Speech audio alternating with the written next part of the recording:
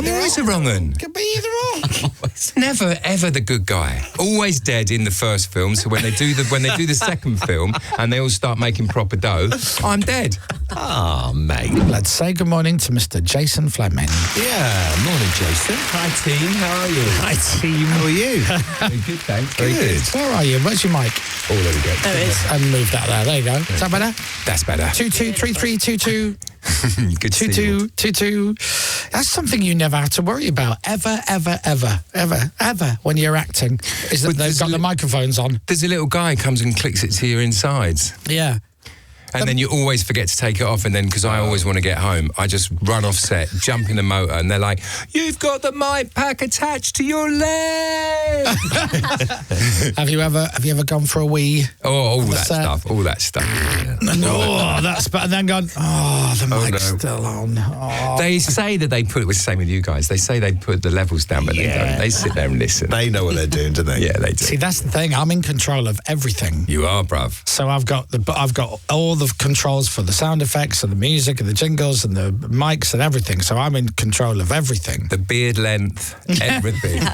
Well, yeah, I am. It's a hell of a beard. It's great. Yeah. You see, my dad used to... people with beards, I've had beards loads because I don't like to act too much. I just grow a beard or shave it, and that's my prep. But you do that beard thing where you stroke it all the time like that. You do, but part of the reason I do it is A, it feels nice, but also just to keep it neat. Yeah. And yesterday I haven't touched it, I haven't trimmed it. I do the top lip, that's it. And then little ragged hairs stick out, so I try and just get them, but I'm going to... if you don't do the lip, you get nil kissing. That's the problem. Exactly. That's the problem. Yeah. I said this the other day. It's been 10 years. That's gone. It's just, this is now the perfect excuse for her to not come near me. Morning, my angel. So much to talk to you about. I'm fascinated by this thing that we're going... Oh, before we get into it, do you want to play a quick game? Yeah, go. You're friends with Jamie O, aren't you, Jamie Oliver? Yeah, I am, yeah. Should we text him and play the Jamie Oliver friend challenge? Yes. If we both text him and say hello, do you think who will he reply to first? My phone's in the blooming dressing room. Oh, I win. Yeah. Text him and say... I'll send him a picture of us. Look, here we go. Look.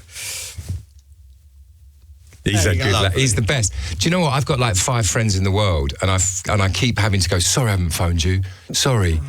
Jamie's got 2,000 friends, and every single thing you do, he remembers. Every single thing you do, or every success you have, every failure you have, he's always the first person to go, mate, sorry that didn't work out. The only bad thing about being his friend is when you talk to people who have never met him.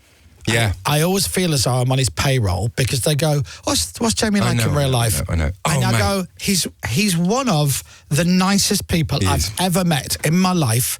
He is thoughtful, kind, funny, charming, lovely. His work ethic is to be admired. His personal life balance is perfect. Like, you know, when he's not working, he's with the family. Yeah, he is. I mean, I wouldn't get on the wrong side of Jules, so he's probably right. No, he is right. That's why he's got 19 kids. And I always just think, I'm just like, you know, I'm kissing his ass, but he's lovely, isn't he? Yeah, he's lovely. And he can cook. He can cook. Downstairs, not that gifted, if you know what I mean. Well, I don't know. He's had a practice. Well, let's see if he replies. Okay, so I'm dying to know this thing that you're in to promote, this film. Yes. It's been pitched to me with all the blurb, like it's literally like the best thing since Godfather 2. Right, you ready? Yeah. Okay, it is like Fast and the Furious meets Cruel Intentions with a sprinkle of Romeo and Juliet. Whoa. Boom. Whoa. But Statham's like, well, what do you mean you're driving a Ferrari around London really fast? I was like, well, didn't you get the call about it? No. What is it? I said, you're nothing to do with it, Jay. It's nothing to do with you. We're driving really fast cars. They all listen to you in the morning. He's on set now. Jason's in makeup as we speak. Is he in it as well? With his little team. No, he's not in it. This is the one he's not in with fast cars. Good. But he's there with Jen, Asa and Paul. They're all sitting in makeup. Oh, God. Crying with laughter now that they know we're in together. Is he still acting, Statham? Is he still acting? Is he still doing bits? He does like adverts for stuff. Have you seen The Beekeeper? It's brilliant. He did. You know, when we finished Lock, Stock, he went and did a Kit Kat advert. Did he? And we all went, mate, Jay, you mustn't do that. You're spoiling the brand. You know what I mean? And now I'm dressed as an Edam cheese outside the Wimpy. And he's making movies all over the world. The first time I ever met him, I was in LA, and I was talking to some guy that knew him, and he appears and he goes, oh, do you know Jason? Nice to meet you. You're right. And he goes, oh, my missus is a big fan of yours. And I went, is she here? And he went, no, she's at home. And I went, well, give her a text, tell her to come down. I'd love to meet her. And he went, yeah. I went, go on then, what are you waiting for? And he looked at me for about 2 seconds and didn't smile. I'm like, oh. Okay. And then he went, yeah. I'm like, thank goodness for that. But anyway, forget him. So the film is called? It's called My Fault London. My Fault London. And it is out tomorrow. Ooh. And it's great. Mate, to be honest, I don't do this as a hobby, neither do you. I do it to make a living. And occasionally you get to do it with great people and have a really good time and make some dough and go home quite smug because you think it's great. And the good thing about it's in London, and the good thing about filming in London, because if you usually when they say it's Oxford Street, it's in Staines. You know what I mean? But when you actually film in London, you're sitting on set and you're like in Soho and you're going, please let Jude Law walk past, please. Because we're all like flies to a candle. We all want to know what's being filmed. And so Jason Isaacs just might walk over and go, oh, all right, Jay, what are you doing? A bit busy at the moment, Jace. Sorry, bro. You crack on to your meeting. Massive film going on here. Just massive film. We've got massive film, loads of cars, crashing them. It's brilliant, Jay. Anyway, hope the voiceover goes well. Are you only friends with people whose name begins with a J? Yeah. Is that what it is? It's because I've got a terrible memory, so I can just go, Geezer, Jay. Jay. Everyone's Jay. Okay, so this is exclusively on Prime Video. Yeah. And so are you driving around London? You know what's that geezer from the petrol head thing? You know, he's called the Stig. Yeah. Right? Yeah, so what they did was they've got the Stig there, and it's a right-hand drive or a left-hand drive. So I get in the car on the English side thinking, looks like I'm driving a car. And of course, Stig's sitting next to me on the other side. And he sprints off, does a wheel spin and goes off, and it looks like I've done it. Oh, so good. I mean, you get to sit with Stig and go, what they really like, Stig? So here's the synopsis. An 18-year-old girl moves from America to London with her mother and wealthy stepfather. Yes. She meets her stepbrother and an attraction brews, despite their efforts. Oh, hello. That's Asher and Matthew. Unaware, her estranged father tracks her down after release from prison. Is that you? Wrong and Jace, obviously. Well, who do you think I'm? The wrong and drug-addled American, or the attractive, wealthy father? Which one could I possibly be? Either. I'm always a wrong un. Could be either or. Never, ever the good guy. Always dead in the first film. So when they do the second film and they all start making proper dough, I'm dead. Oh, mate. Which one is it? Is it film 2 or 3 that is the payday? Is it the third one? Yeah, I mean, for Jason Statham, it's everyone. But for the rest of us, it's usually 3. I mean, to be fair, you've done all right. Your body of work is incredible. Yeah, it's prolific because I'm prolific. Easy to be around, they say. Is that what it is? Limited talent. Always available. Always available and easy to be around.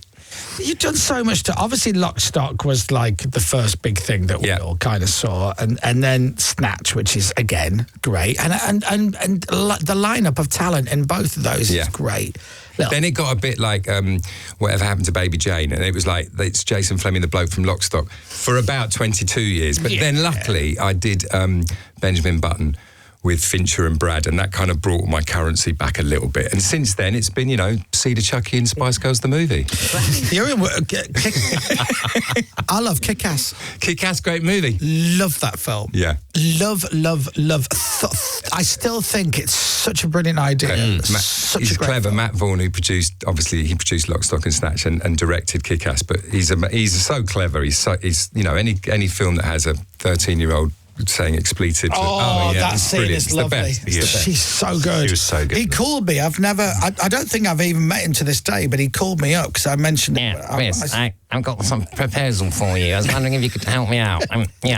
It's going to be mutually beneficial. He was saying it was it wasn't a big budget and all that. It was one of our first films that we made and everything. And I heard you saying how much you loved it. Thank you. That means so much to us because honestly, it's just such a little movie. We had no money. I'm like, Nicolas Cage is in it. Yeah, I know. How much is no little money? Oh, we didn't have a lot of money. He's Chris. very clever though, Matt. He's very clever. He's fiscally very, very smart. So this when is it out? It's out tomorrow. Tomorrow, mate, and it's amazing. Honestly, I have to promote a lot of stuff which I'm not that proud of, but this one I'm very, very happy to sing about. Definitely. How long did something like this take to film? Kind of 3 months, I guess. 3 months in and around. But I've got it sorted. I'm numbered 7, 8 on the call sheet. So I'm talking, if you're the lead, it's like when we did Benjamin Button, Brad would be like, what's New Orleans like, Jace? And I'm like, well, you're living in it, but he can't go out because he's working from 5 in the morning to late at night. Right. Me, 7, 8 on the call sheet, 3-day week. Perfect. I'm out partying every night. Family at home. All the local shops are like, hey, Jace, how are you? It's like, how long have you been here for? Phoning the kids to say good morning, and I'm slurring. They're like, I got a good day at school.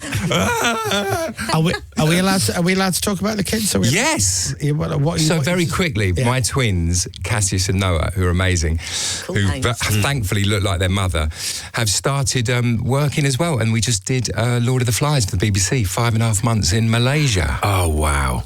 Directors weren't too happy with me being on set, so even though I was the chaperone, I had to stay at the hotel. 5.5 months. Lovely. Me, Dusky Leaf Monkeys, and a singer. Like literally, 5.5 months straight. Yeah. You're there. Yeah. And this is for the BBC. Yeah. Well, it's episode. It's like 4 hours, 4 1-hour episodes. So, an hour of telly takes about a month to film. And you've got there's not one bit of you now going, oh, I'd love to be in this. You're just happy going, Well, their shoes are only size 7, so I don't want to be in their shoes. But you're just happy going, I'm happy. Oh, mate, I'm so happy. I can't tell you, honestly, you could tell. I could not have been happier to let them go work, all right, lads, welcome back. Oh, you're tired? Oh, look at you. I'm so sorry you're covered in mud. And I was sat at the bar having a beer and just on the beach. Oh, that's Hard lovely. life, isn't it? Yeah, it was tough. What a gig. That sounds like the best gig you've ever had. You get to work and you bring home the bacon. And when I say bacon, I don't mean Dexter Fletcher from Lock Stock. Oh, little Dexter. Dexter. Is good. And again, he's done, that brilliant thing that Dexter did. That absolutely beautiful thing when he got the McDonald's voiceover. Oh, That's absolutely. I think that beats the Malaysia gig. Still drives me mad. Yeah. Arabica beans. I know, he's so good at it, though. I was about to say, he's sound brilliant at it. He sounds so keen. Yeah, he does. He's so good, Dex. Me and Dex and Staith still see each other like twice a week. It's so nice. Really? So lucky. So lucky, yeah. And I just did, which I'll probably be back on here for, The Working Man with Staith, where I played the Russian bad guy trying to kill Jason Statham. I've done it 3 times. And the director's like, I really need to see you and Jay just to work out the chemistry. I'm like, bruv, just watch Transporter 2. It's the same story. I'm just killing Jason Statham. It's the only good thing about the Ukraine war is they don't employ Russian actors. They have to come to Flemyng. Yeah. Yes, I get you. Chris Moyles, very nice, very good man, but unfortunately, very big beard. There's an actor, I can't remember his name, but he's been in loads of stuff, and he's in Limitless with Bradley Cooper, and he plays the Russian bad guy. Yeah. Well, when they can't afford him, they come to Flemyng. I met him once. I went to his house in LA with some friends, and I was with Michael Greco, and Greco loves him. He loves to go to the poke. And he goes, we're going to go around and see that. And he answered the door, and he's he always plays like Russian bad guys in movies. And he's Welsh, but I never knew he was Welsh. Right. So he opens the door, and he's got that look of like Russian hitman, and he goes, bloody hell, I can't believe Chris Moyles in my house in LA. And I'm like, really freaked out. And every time he goes, do you want a beer? Do you want another burger? Because he's got that look. I'm like, yeah, whatever you want to give me. I'm absolutely fine. Andrew Howard. Andrew Howard. Oh, we love Andrew Howard. Yes, he is Welsh. Yeah. You're my house in LA. I don't believe it. He's lovely. But you look like a Russian man. Anyway, a very lovely man. Right, let me read out some text messages. Jason is a legend. I love him. I'd love to meet him. Such a genuine, funny guy. From Trucker Russ. Oh, Trucker Russ. God. Trucker Russ. I worked... very much Trucker Russ. Look at this. I worked with Jason on Anna's Actor in 2000. And Zapta. They've obviously written it very... I was about to say... the job that split me and my ex up. Perfect. Oh. Thanks for reminding me. Way to ruin it there, Emma. Oh, he says you're a really nice chap. Oh, Yeah, that's just nice. top bloke. Look. That was Lena Headey. She didn't have a bean then. Now she's a multimillionaire. I get this. You just get it when you start earning. Years ago, Goodbye, Jace. I saw Jason in Covent Garden. He just played a really nasty character in a BBC show, so I was really annoyed with him. He's that good an actor. I like nice. that. That's nice. I like it. I like it when you get a bit scared of Yeah, it. yeah. It's good, isn't it? Can I say I loved him in League of Extraordinary Gentlemen? He played a good guy in that, says Emma in Hertfordshire. Mr. Hyde is not exactly a good guy. He does kill a lot of people. True. He's a drug-addled monster. But you're right. That's as close as I get to a good guy. Asked Jason about Rockstar with Mark Wahlberg. That's one of my favourite films. Mark Wahlberg's. There's a great story about going to the Grammys and throwing red wine over Puff Daddy, but that's probably for another day. Wow, topical though. Wow, gosh. I've already said it. Very much applauded for that. Okay, so this film, everybody needs to watch it. Watch it tomorrow night. What are you going to do? Thursday night? Watch it. Come on, watch it. It's great. My Fault London. It's a UK original movie, and it stars Jason Flemyng, the one and only Jason Flemyng. Number 8 on the call sheet. I'm telling you. Listen, lovely to see you. Oh, it's so nice to see you, mate. It's always lovely. A pleasure. Always lovely to see you. And Jamie Oliver hasn't replied. Jamie. But he would have replied if I'd texted him. Yeah, he would have done. Yeah. He probably would. All the best to you and the family, and send our love to the boys. What a wicked thing they've done. By the way, get Jamie's air fryer cookbook. It's amazing. It's just out. Boom. Oh, I love that. Do I need an air fryer as well? That's the problem. You do, yeah. Okay, all right, I'll work on it. Ladies and gentlemen, everybody watch My Fault London and thank our guest, the lovely Mr. Jason Flemyng. Thanks for having me, Jason. guys.